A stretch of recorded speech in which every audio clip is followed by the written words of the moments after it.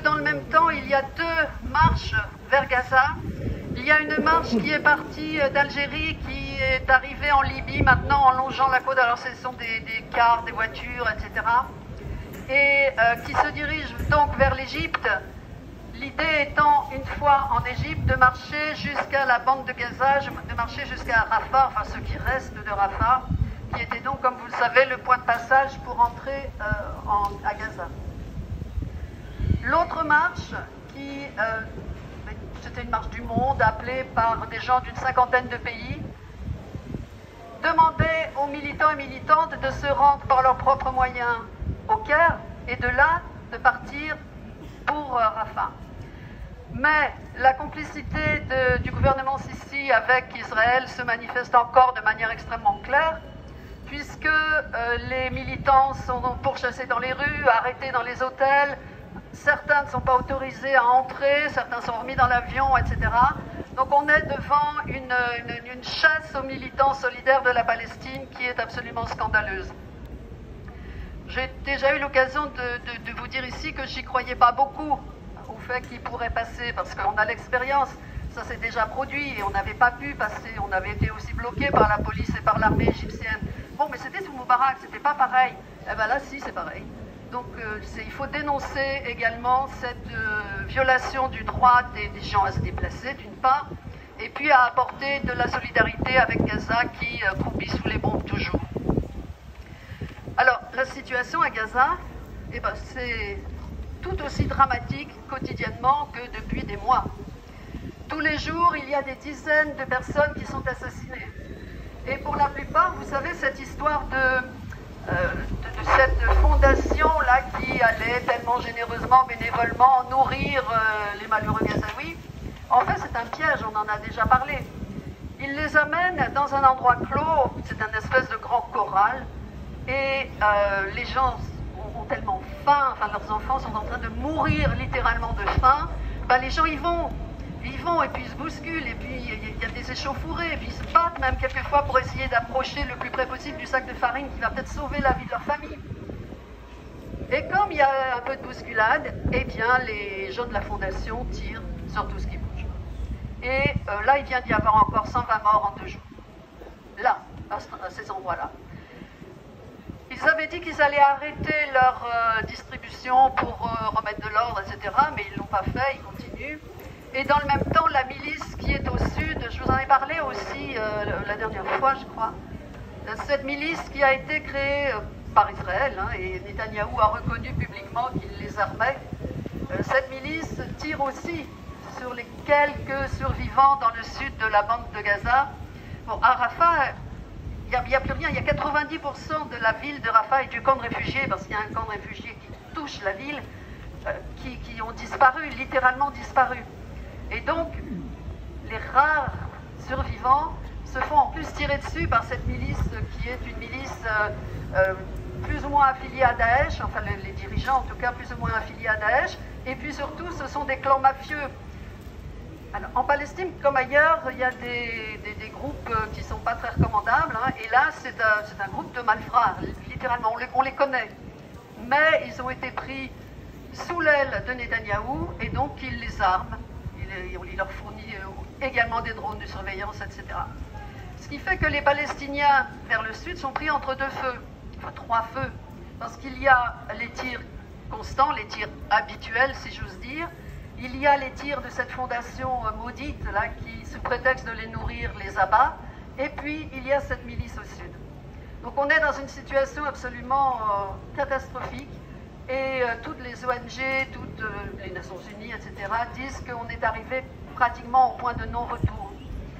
Là, il y a des photos absolument tragiques que vous avez vues, sûrement comme moi, d'enfants coincés sous des gravats et des sauveteurs qui essayent de les sortir, mais comme il n'y a pas d'appareil de levage, parce qu'ils ont été interdits d'entrer comme tout le reste, ou ceux qui existaient ont été bombardés, eh bien, ils n'y arrivent pas. Donc les enfants restent là pendant des jours et on voit leurs petites mains qui faiblissent et puis qui ne bougent plus. Ce sont des images absolument atroces. On est devant un crime contre l'humanité évident, on est devant un génocide et il faut qu'on continue à le dénoncer. Donc, je ne sais pas, je n'ose pas me projeter dans l'avenir parce que bien que Trump ait hier, je crois, à Netanyahou, oh bon, ça va, là, il faudrait peut-être arrêter. Il ne va pas arrêter, de toute façon. Il n'a aucun intérêt à arrêter, c'est sa survie politique et personnelle judiciaire qui en dépend. Donc il va continuer. Et puis il est appuyé par son extrême droite, et puis même au-delà, par énormément de la population israélienne. Je vous avais dit l'autre jour, j'avais vu un sondage tout récent, que 87% de la population israélienne était favorable à l'éradication des Palestiniens de Gaza.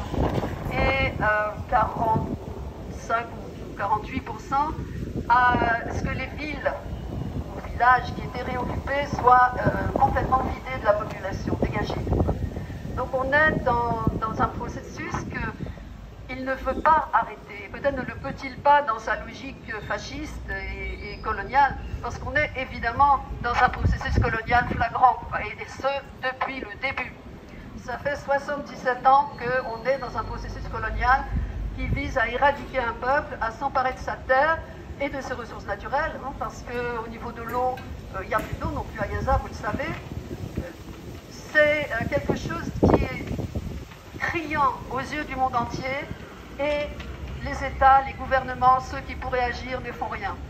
Vous avez entendu les déclarations de Bayrou et puis Barrot et puis d'autres politiques français là, par rapport à la flottille.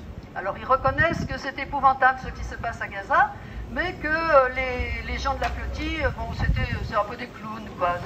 Il y a eu ces trucs absolument révulsants, c'est la flottille s'amuse, on espère qu'elles vont savoir nager, enfin ce genre de choses qui sont totalement inacceptables.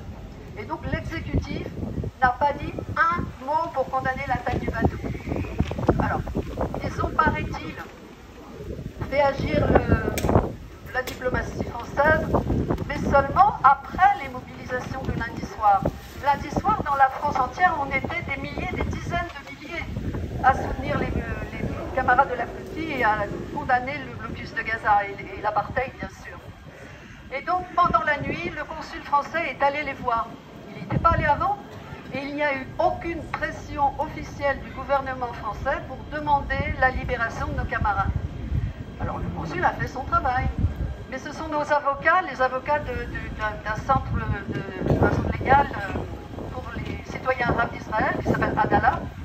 Ce sont nos avocats qui ont réussi à avoir des informations, à faire bouger un petit peu les lignes, et qui nous ont aussi prévenu que Thiago, le militant brésilien, a été mis à l'isolement parce qu'il avait commencé une grève de la faim et de la soif pour protester contre leur arrestation.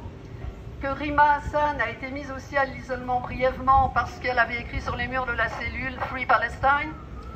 Elle a menacé de se mettre en grève de la faim et de la soif également. Et là, son avocate a pu prévenir le consulat qui a fait pression et ils l'ont ramenée, ils l'avaient enlevée de la prison commune, on va dire, pour la mettre dans une prison pour femmes pas très loin, à l'isolement, dans un cachot, sans lumière, avec des cafards partout, des tas de saletés par terre, pas d'eau.